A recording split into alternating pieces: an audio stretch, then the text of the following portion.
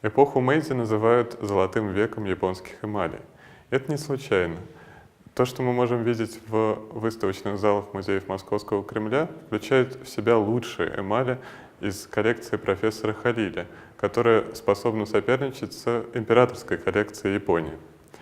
Эпоха Мэйдзи — это время, когда японские мастера, эмальеры заимствуют европейские технологии и создают новые техники на их основе, сочетая их с традиционным японским мастерством. Мы можем видеть здесь совершенно замечательную вещь. Это гусь, вероятно, работы мастера Намикавы Сосуке.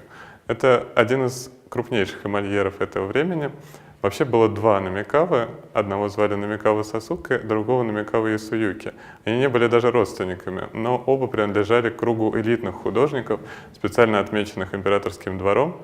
И гуся, которого мы видим, можно отнести к лучшим образцам работы японских эмальеров, потому что на такую поверхность нанести эмаль очень непросто.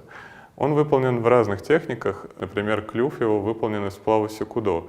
Это золото с медью, и при патинировании дает насыщенный черный оттенок, напоминающий лак. Глаза гуся эмалевые, вся его поверхность покрыта эмалью, а лапы выполнены из позолоченной бронзы. Удивляет его потрясающая натуралистичность, и аналогом этого была пара из курицы и петуха, выполненных Намикавой Сосуке для императорского дворца, что говорит о высоком статусе таких заказов. Также известно о похожей фигуре многоцветного попугая Ара, сделанной Намикавой Сосуке для одной из всемирных выставок.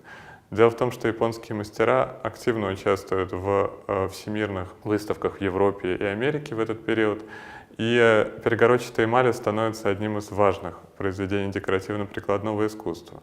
Конечно, они были известны в Японии и до эпохи Мэйдзи, но именно XIX век становится тем временем, когда к ним пробуждается настоящий интерес.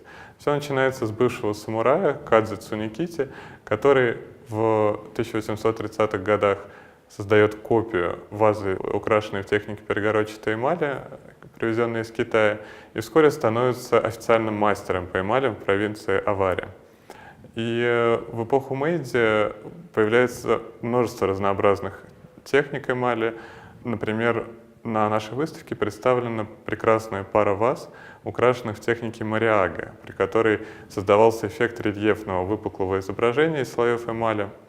Эта пара ваз имеет интересную историю. Она была подарена русскому генералу Дмитрию Леонидовичу Хорвату, управлявшему китайско-восточной железной дорогой. И подарены они были преемником императора Мэйдзи, императором Тайсё в 1915 году. Императорские дары часто украшались эмалями, и вазы такого рода — один из самых распространенных вариантов императорских подарков дипломатам и высокопоставленным лицам. Перегородчатая эмаль, по-японски сипо, встречается в разных вариантах техник. Можно увидеть вещи, выполненные в техниках мусен, при которых перегородки убирались, и создается полная иллюзия живописи в эмали, лишенной перегородок. Или техники сёсен, при которой часть перегородок оставалась на виду, а часть скрывалась. И на нашей выставке можно увидеть почти все варианты техник этого времени и работы лучших японских эмальеров. В частности, замечательные эмалевые подносы, выполненные, вероятно, по рисункам художника и иллюстратора этого времени Ватанабе Сайтея.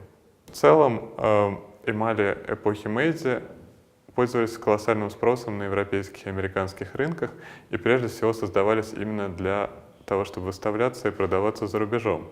В самой Японии отношение к ним изменилось во многом благодаря этой популярности и тому, что крупнейшие эмальеры этой эпохи стали избранными элитными художниками при императорском дворе, получив таким образом высокий статус. В конце эпохи Мэйдзи перепроизводство и очень высокий спрос на эти вещи на зарубежных рынках привел к тому, что создание лучших вещей, к сожалению, прекратилось, и на долгое время эмальерное искусство эпохи Мэйдзи фактически было забыто, и только в конце XX века, благодаря в том числе коллекции профессора Халиля, интерес к нему возродился.